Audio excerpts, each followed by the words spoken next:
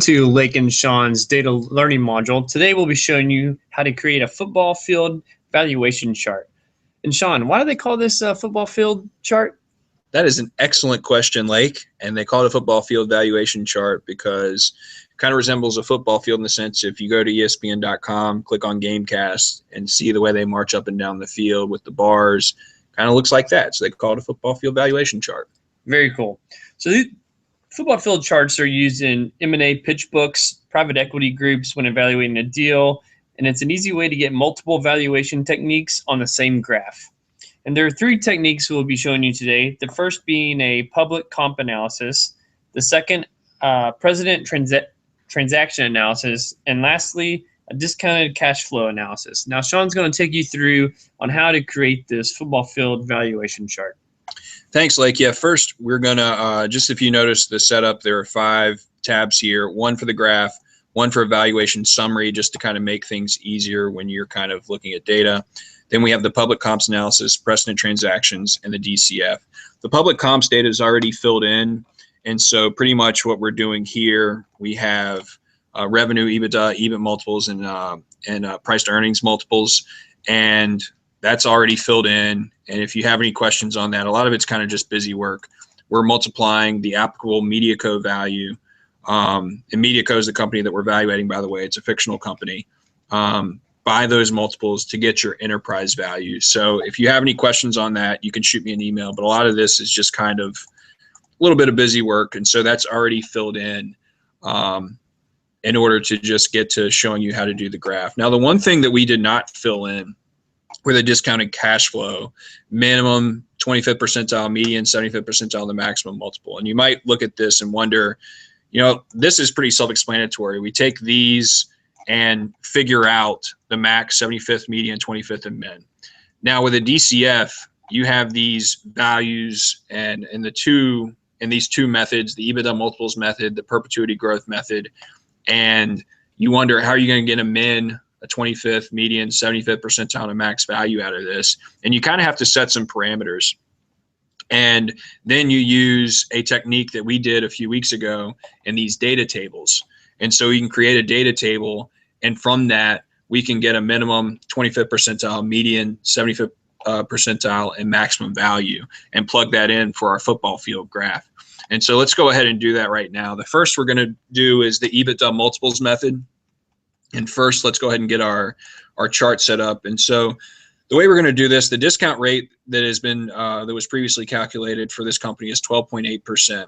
And so typically, if we're going to get a minimum value, we look here. We're going to do a WACC, a discount rate of 10.8 to 14.8%. So pretty much we're putting 12.8 in the middle, and then just sensitivity and doing some sensitivity analysis around that. Same thing with the EBITDA multiple method. And if you look, we have 7 that's in the middle. That might look like it's kind of arbitrary, but if you look at the public comps, here the EBITDA multiple that's in the middle is 6.89, so it's around 7, so that's why we went with that. So let's go ahead and fill this in. So the discount rate, 12.8 minus 2 is going to be 10.8%. Now we're just going to quickly fill this in, so that's going to be plus 0.01. And then we're going to copy this over. So let's copy this, highlight these. We want to copy the formula, so it's going to be Control-Alt-V to paste special, and F to paste the formulas, and just like that, there it is. So 7, we want 7 in the middle. So we're going to go 5 here. That's going to equal this plus 1. Copy that. A special, Control-Alt-V, formulas, paste right in. Okay, now let's go ahead and make our data table. And so what we're going to be doing here, we want this table to reflect enterprise values is what we want. So this, and this is actually, it looks blank, but it's just the same font color as this background because it looks a lot cleaner. So what we're going to put there in that top left corner, what we want this data table to calculate based on these 2 factors is going to be the enterprise value. And we want the enterprise value of the EBITDA multiples method. That's why we're using this one right here. So enterprise value, F for that to lock it. And there we go. Now we can create our data table. highlight that. The shortcut for data tables in Excel is Alt-D-T. The row input cell is going to be the discount rate. The column input cell is going to be the EBITDA multiple. So row input cell, discount rate, hit enter. Column input cell, terminal multiple, terminal EBITDA multiple, hit enter, hit OK, and it's filled in. And we can kind of check to see if this chart makes sense.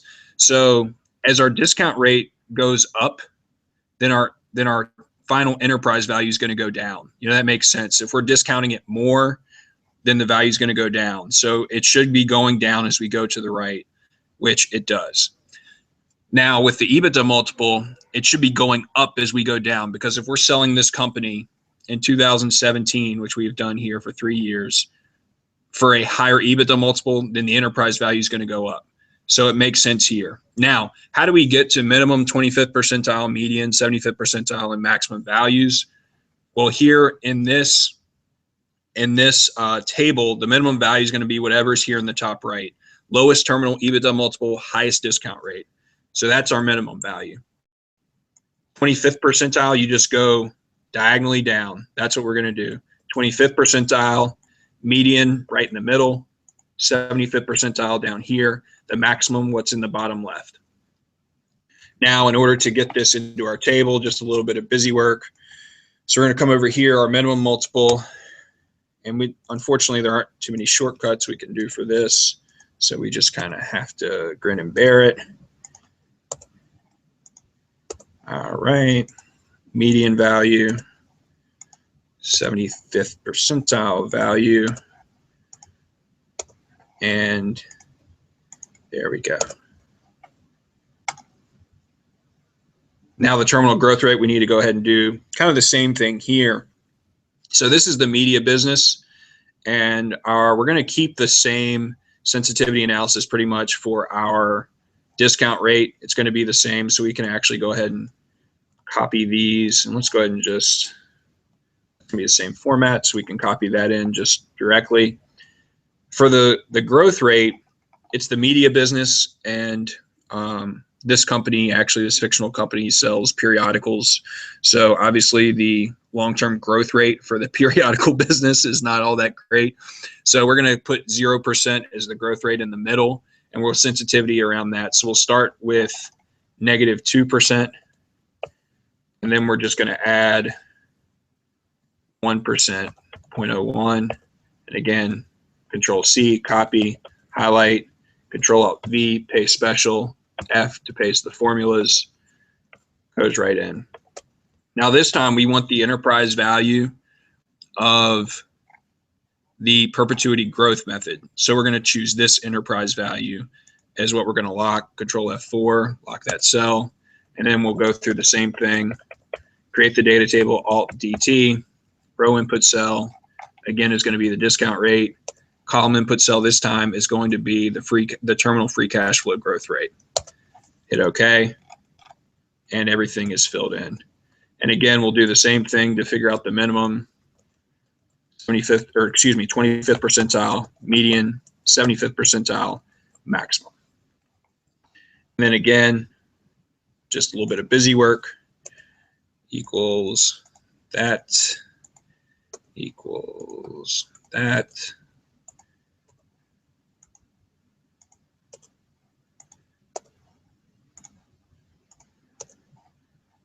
And there we go. So now we have our min 25th percentile. And because I'm OCD, I'm going to format these so that they are the same as these right here. And anything you see in green is a cell that's linked to another page. That's why it's green. Okay, now we can start to build our graph. So pretty much what we're going to do here, and the one thing you might notice too, so if you look at our valuation summary, we start with the public comps. So the last 12 months, that's what LTM stands for, last 12 months. Enterprise value to revenue multiples at the top. The DCF, terminal growth rate calculations we did are at the bottom. You look at the graph, that's switched. And the reason is the chart that we're going to be doing is a stacked horizontal bar chart. And whatever's on the top is going to be at the bottom. Whatever's on the bottom is going to be at the top. So if we want the public company comparable analysis on top, then it has to be at the bottom. Yeah, sounds kind of messed up. So let's go ahead and paste this in. So, all right, so now we can just paste our minimum value here. And I'm going to do all the minimums so that way we can kind of speed it up by dragging over. So we just have to work our way up the valuation summary chart.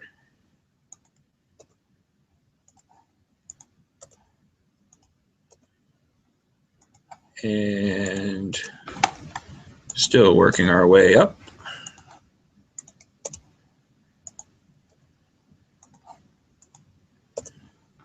And there we go. And now we can actually just highlight all that, drag it over, and there we go.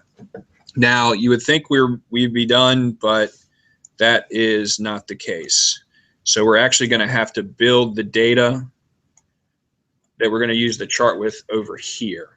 So with a horizontal stack bar chart, how it would work if we just plug this in? Well, let's go ahead and do it. We'll select the data. And if you look,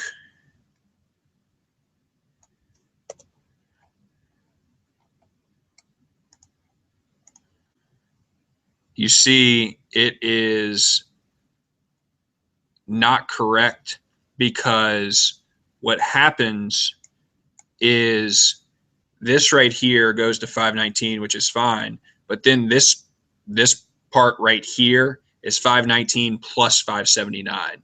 So that's incorrect. So that is wrong. So that's why what we have to do over here is to remedy that by, we're going to have the mins are going to be the same.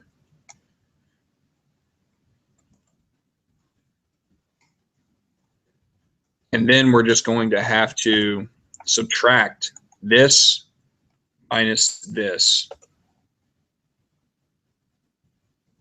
And we can drag that down and then drag it over. And there's our data. We can delete these zeros in here. Here's our data for our graph. So again, this right here is the 25th minus the min. This right here is the median minus the 25th, and so on. So that way, when it stacks the bar chart, it'll be accurate, because it's 519 plus 60 plus 78 plus 107 and plus 155. So this will give us the right. And so now let's go ahead and highlight our data and insert a 2D horizontal stack bar chart. And there it is. Now we're going to have to format this pretty extensively to make it look good and to be able to make sense of it. So we're going to put the legend at the bottom to give us some more. We want a chart title there. And you can already see, like, when you see some of this data, some of these are outlandish. Like this price to earnings multiple here, that's way out of line with whatever's there. And so we might look at this and say, okay, that doesn't make sense. Let's look at the public comps data to see what's going on. And the maximum value, the maximum multiple is 307. The minimum is 3.68. So that is an absurd, that's an absurd range. And so you know what? Let's go ahead and toss that out. So if we go ahead, just highlight that row, delete it. And now that looks a little bit better. You still see some of the revenue might be a little out of whack, but let's go ahead and format this chart to make it look right. Okay, so the first thing we have to do is this minimum value here. We want the graph to start at that minimum value. And so to do that, we highlight that data set, format data series, fill, no fill, border, no line. Close it up. Let's make this bigger just so that we can see a little bit better. And now our graph is already starting to look a lot better. Here, this is going to be our minimum to our 25th. So let's format the data series here. Let's do a no fill, solid line. Let's make this the border like that. So, okay, so this is our minimum to our 25th. This right here is going to be our 25th to the median. Let's format this. Solid fill. I like to use blue colors, so let's use a light blue fill, black border. Format the data series here. This is the median to the 75th percentile.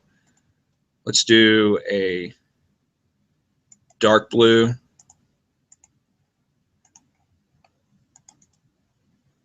And then here, you know, the ones that are kind of out, the minimum to the 25th and the 75th to the max, I usually do, oh, I'm sorry, no fill, and then the same black border. And if you see here, I mean, this is basically the finished product. Now we have to format this. So if we go in, select data, you know, we want to go ahead and edit some of these series. So this is going to, the series 2 is the minimum to the 25th percentile. This is going to be 25th to the median to the 75th, 75th to the max. In this series 1, we can't delete it, but we can select it and make the font white, and there you go. Call it a football field valuation chart, and we're pretty much done. Now again, you know, you can look at some of these multiples and see the revenue is kind of out of whack. And a lot of times most people base these valuations on EBITDA,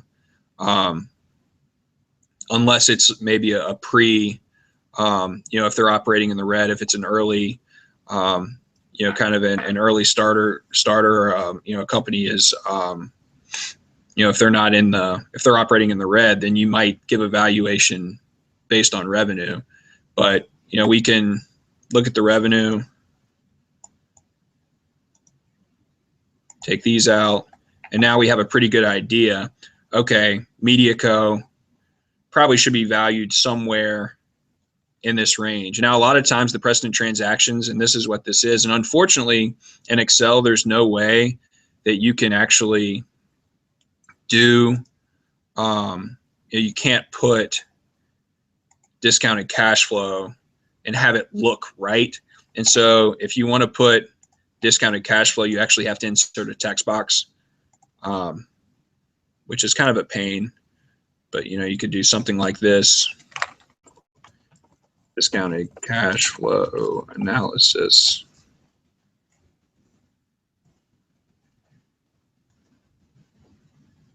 Maybe have, whoops, don't want that.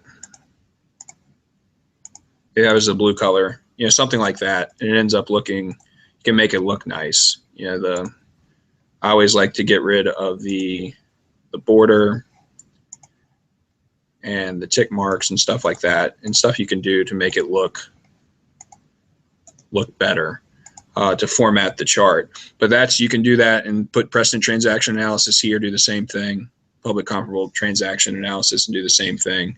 And yeah, that's pretty much it. So that's how you make a football field valuation chart, and pretty much a horizontal stack bar chart. And we had to use the data tables in order to figure out the min, the 25th percentile, median, 75th percentile, and the maximum for the discounted cash flow analysis.